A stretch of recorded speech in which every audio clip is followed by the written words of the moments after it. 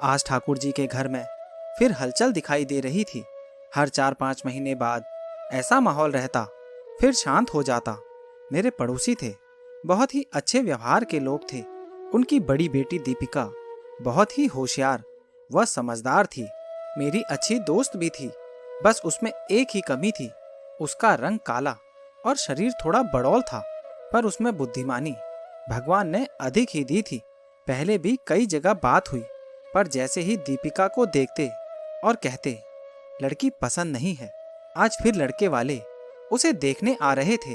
दीपिका मेरे पास आई और बहुत सुस्त सी बोली, दीदी, माँ पापा क्यों नहीं सुनते मेरी? जो लोग देखने आ रहे हैं वो पैसे वाले लोग हैं।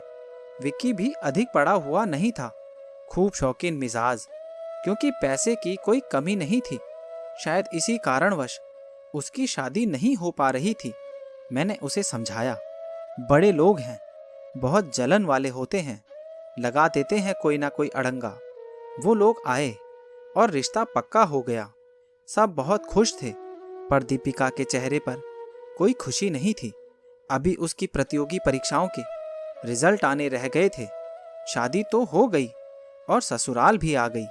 सभी रिश्तेदार इस जोड़ी को देखकर मुस्कुरा रहे थे। आज मिलन की रात दीपिका इंतजार कर रही थी, पर विक्की का कोई अता पता नहीं था। जब रात को आया तो नशे में डूबा हुआ था और साथ में सुंदर सी कन्या। आते ही बोला, सुनो, तुम बाहर सो जाओ, ये मेरी दोस्त है। दीपिका इस परिस्थिति को तैयार नहीं थी। वो रोती हुई बाहर आ गई। सुबह उसने जब अपनी सास से कहा, तब वो उल्टा विक्की का पक्ष लेने लगी और बोली, चुप रहकर इस घर में रहना सीखो। दीपिका पढ़ी लिखी थी।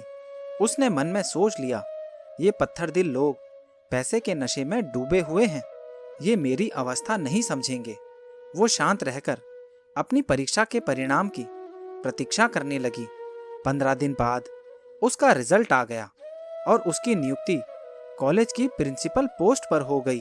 वो मायके आ गई और दोबारा ना जाने का फैसला कर लिया।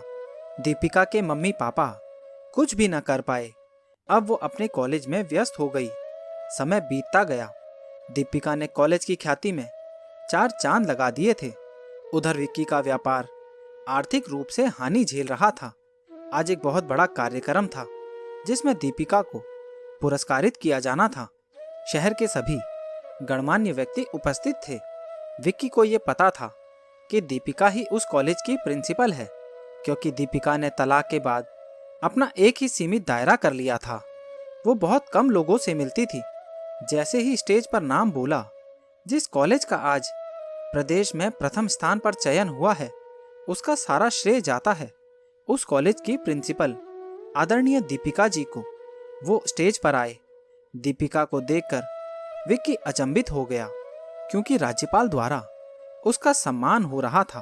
दीपिका ने एक उछटती निगाह विक्की पर डाली, जैसे कह रही हो, देखो, आज मैं असुंदर होकर भी जीत गई और तुम हार गए। तो दोस्तों, ये कहानी आपको कैसी लगी और इस कहानी के बारे में आपकी क्या राय है, नीचे कमेंट बॉक्स में ज़रूर बताना। और अगर अभी तक आपने चैनल को सब्सक्राइब नहीं किया है तो सब्सक्राइब कर लेना।